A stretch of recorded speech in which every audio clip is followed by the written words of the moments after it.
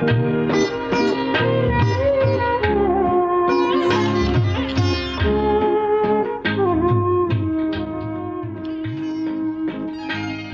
मेरे परमेश्वर, जो वचन तूने अपने दास को दिया है उसे स्मरण कर, क्योंकि तूने मुझे आशा दी है। मेरे दुख में मुझे शांति उसी से मिली है, क्योंकि तेरे वचन के द्वारा मैंने जीवन पाया है। मसीह में मेरे प्रिय दोस्तों, आप सबों का जीवन बहुत आयत से आशीषित हो। परमेश्वर आप सबों को बढ़ाए, उन्नति प्रदान करे, आपके परिवार के सदस्यों को भी आत्मिक और भौतिक हर तरह से बढ़ाए। मेरे प्रियो, हम लोग फिर से प्रभु यीशु मसीह के पहाड़ी उपदेश के धन्य वचन पर विचार करते हुए आगे बढ़ेंगे। और जैसा हम लोगों ने पिछले अध्ययन में हम लोगों ने देखा था कि प्रभु यीशु मसीह ने अपने पहले धन्य वचन में कहा था कि धन्य है वे जो मन के दीन हैं, क्योंकि परमेश्वर का राज्य या स्वर्ग का राज्य उन्हीं का है। हम लोगों ने देखा कि स्वर्ग का राज्य एक ऐसी जगह है जहाँ पर पहुँचने के बाद या जहाँ प्रवेश करने के बाद में हम लोग आत्मिक रीति से और हर तरह से आशीषित जीवन जीते हैं, खुशहाल और आनंदित जीवन जीते हैं। बहुत सारे लोग हैं जो इस दुनिया में धन्य उन लोगों को कहते हैं जिनके पास में बहुत सारा रुपया पैसा है, धन दौलत है, बंगले हैं, गाड़ियां हैं, मोटर कार है, बड़े बड़े ओहदे हैं, नाम है, यश है, कीर्ति है, बहुत प्रसिद्ध व्यक्ति हैं। लेकिन बाइबल के आधार पर यदि हम लोग देखें कि धन्य या आशीषित व्यक्ति वह है जो प्रभु यीशु मसीह को जानता है, जो परमेश्वर को जानता है, जो परमेश्वर के राज्य में प्रवेश कर चुका है। और वो मैं और आप जो प्रभु यीशु मसीह पर विश्वास करते हैं वे लोग हैं। हम लोग पिछले दफ़ा जब बातचीत कर रहे थे तो हम लोग भिखारी के ऊपर विचार कर रहे थे कि भिखारी वो होता है जिसके पास कुछ नहीं होता है, वो अपने भौतिक ज़रूरत के लिए जागरूक रहता है, सचेत रहता है। वैसे ही एक आत्मिक रीति से भिखारी या दरिद्र व्यक्ति अपने आत्मिक ज़रूरत के लिए जागरूक रहता है। एक वचन मैं आप लोगों के लिए पढ़ना चाहता हूँ जो हम लोगों को मिलता है बाइबल में से, नीति वचन की पुस्तक उसके 8वें अध्याय, जिसे बुद्धि पर एक वचन के रूप में या अध्याय के रूप में हम लोग जानते हैं। वहाँ पर जो वचन शुरू हुआ है 12वां वचन, उसमें लिखा है मैं जो बुद्धि हूँ। यहाँ पर मसीह यीशु को बुद्धि के रूप में दर्शाया गया है और यहाँ बताया गया है, हम लोग जानते हैं कि बुद्धि के द्वारा ही पूरे संसार की रचना हुई और परमेश्वर ने बुद्धि के द्वारा ही पूरे दुनिया को बनाया और उसमें की जितने भी वस्तुएं हैं उन सबको परमेश्वर ने बुद्धि के द्वारा बनाया, रचा। तो यहाँ पर हम लोग उसके 12वें वचन में हम लोग देख चुके कि वहाँ लिखा है मैं जो बुद्धि हूँ। उसके बाद यदि हम लोग उसके 34वें वचन को पढ़ेंगे जहाँ लिखा हुआ है कि क्या ही धन्य है वह मनुष्य जो मेरी सुनता है, वरन मेरी डेवढ़ी पर प्रतिदिन खड़ा रहता है और मेरे द्वारों के खंभों के पास दृष्टि लगाए रहता है। कितनी खूबसूरत बात है, बहुत ही सुंदर बात। यहाँ पर लिखा है क्या ही धन्य है वह मनुष्य जो मेरी सुनता है। किसकी? परमेश्वर की। परमेश्वर की आवाज़ को सुनना, उसके वचन को सुनना बहुत ही महत्वपूर्ण है मेरे और आपके लिए।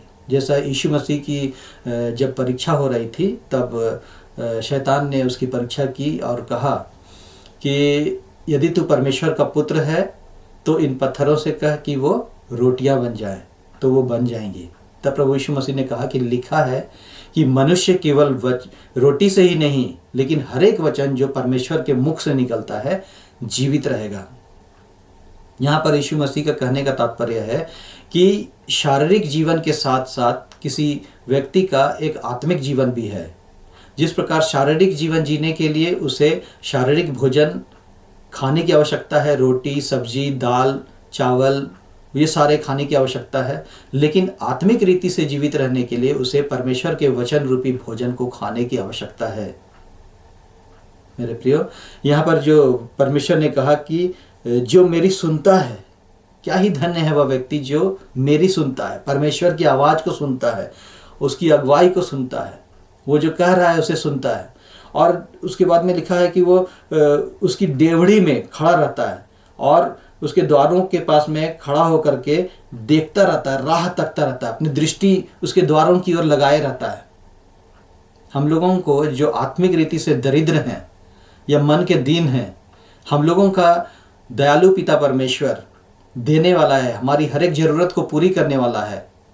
वो हमें देता है, लेकिन हम लोगों की आवश्यकता ये है कि हम लोग उसकी डेवढ़ी की ओर अपनी दृष्टि को लगाए रहें, उसके द्वार में खड़े रहें एक भिखारी के समान, ताकि वो हम लोगों की ज़रूरत को पूरी कर सके। मेरे प्रियो, एक बहुत ही सुंदर उदाहरण बाइबल में हम लोगों को मिलता है और वो उदाहरण ये है जो प्रभु यीशु मसीह ने लूका रचित सुसमाचार उसके 18वें अध्याय और उसके 9 से लेकर 14 वचन में उसने इस बात को बताया है। यदि आपके पास में बाइबल है तो आप लोग खोल लीजिए, मैं उसे आप लोगों के लिए पढ़ देना चाहता हूँ। लूका रचित सुसमाचार उसका 18वां अध्याय और उसका 9 से लेकर के 14 वचन। यहाँ लिखा है, उसने उनसे जो अपने ऊपर भरोसा रखते थे कि हम धर्मी हैं और दूसरों को तुच्छ जानते थे, यह दृष्टांत कहा। 2 मनुष्य मंदिर में प्रार्थना करने के लिए गए, एक फरीसी था और दूसरा चुंगी लेने वाला। फरीसी खड़ा होकर अपने मन में यूं प्रार्थना करने लगा, हे परमेश्वर, मैं तेरा धन्यवाद करता हूँ कि मैं दूसरे मनुष्यों के समान अंधेर करने वाला, अन्यायी और व्यभिचारी नहीं, और न इस चुंगी लेने वाले के समान हूँ। मैं सप्ताह में 2 बार उपवास रखता हूँ, मैं अपनी कमाई का 10वांश भी देता हूँ। परंतु चुंगी लेने वाले ने दूर खड़े होकर स्वर्ग की ओर आंखें उठाना भी न चाहा, वरन अपनी छाती पीट कर कहा, हे परमेश्वर, मुझ पापी पर दया कर। मैं तुमसे कहता हूँ कि वह दूसरा नहीं परंतु यही मनुष्य धर्मी ठहराया जाकर अपने घर गया, क्योंकि जो कोई अपने आप को बड़ा बनाएगा वह छोटा किया जाएगा, और जो अपने आप को छोटा बनाएगा वह बड़ा किया जाएगा। कितनी सुंदर बात उसने बताई।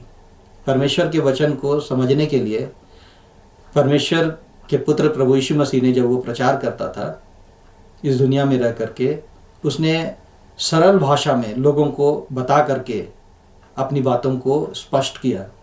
मैं भी जब बाइबल पढ़ता हूँ तो उदाहरण के द्वारा या दृष्टांत के माध्यम से समझने की कोशिश करता हूँ।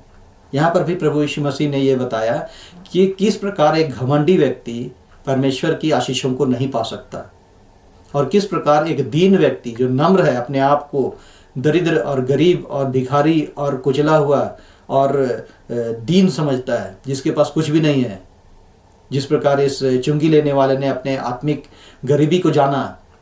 उसके पास हो सकता है कि बहुत सारा धन दौलत था होगा, उसके पास बहुत सारे पैसे थे होंगे, लेकिन भौतिक रूप से धनवान होना आत्मिक दरिद्रता नहीं है। यहाँ पर चुंगी लेने वाला आशीषित हुआ, धर्मी ठहराया गया, लेकिन वो फरीसी जो व्यवस्था का जानकार था और वचनों को जानकार था, वचनों को जानने वाला था, वो व्यक्ति परमेश्वर के राज्य में अस्वीकार किया गया, क्योंकि उसके अंदर में घमंड था कि मैं दशमांश देता हूँ, मैं ये बहुत सारे धार्मिक कार्यों को पूरा करता हूँ, मैं ऐसा हूँ वैसा हूँ, मैं पाप नहीं करता। बहुत सारे लोग ऐसे ही सोचते हैं कि मैं पापी नहीं हूँ, मैं किसी से झूठ नहीं बोलता, मैं हर संडे चर्च जाता हूँ, मेरे अंदर कोई दोष नहीं है, मैं चोरी नहीं करता, मैं लड़ाई झगड़ा भी नहीं करता हूँ। लेकिन अगर हम लोग रोमियो की पत्री उसके 3रे अध्याय और उसके 23वें वचन में पढ़ेंगे तो वहाँ लिखा है, इसलिए कि सबने पाप किया है और परमेश्वर की महिमा से रहित हैं। मेरे प्रियो, हम सभी पापी थे, आज भी बहुत सारे लोग पापी हैं, और हम लोग पापी थे लेकिन अब धर्मी बन गए हैं। लेकिन आज भी बहुत सारे लोग हैं जो पापी जीवन जी रहे हैं, वो पापी हैं, परमेश्वर से दूर हैं और आत्मिक रीति से अपने आप को ऊंचा और बड़ा समझते हैं। उनके अंदर में कठोरता है, उनके अंदर में घमंड है, अहंकार है। लेकिन अपने आप को हम लोगों को तोड़ने की आवश्यकता है, दीन करने की आवश्यकता है, जिस प्रकार इस चुंगी वाले ने अपने आप को दीन किया, नम्र किया और परमेश्वर के द्वारा ग्रहण किया गया। तो मेरे प्रियो, आज ही से यह निर्णय लीजिए और प्रार्थना कीजिए कि हे परमेश्वर, मुझे नम्र और दीन बनाइए, मुझे आत्मिक रीति से दरिद्र बनाइए, मैं एक भिखारी के समान आता हूँ, मेरी हर एक आत्मिक ज़रूरत को पूरी कीजिए, मेरी हर एक भौतिक ज़रूरत को पूरी कीजिए और मेरे जीवन की अगुवाई कीजिए। तब उसके बाद आप देखिएगा कि आपका जीवन कैसा आशीषित होगा। अब अपने जीवन में भी आशीष पाएंगे और दूसरों के लिए भी आशीष का कारण बनेंगे। परमेश्वर इन वचनों के द्वारा आपको बहुत आयत से आशीष प्रदान करे। आमीन।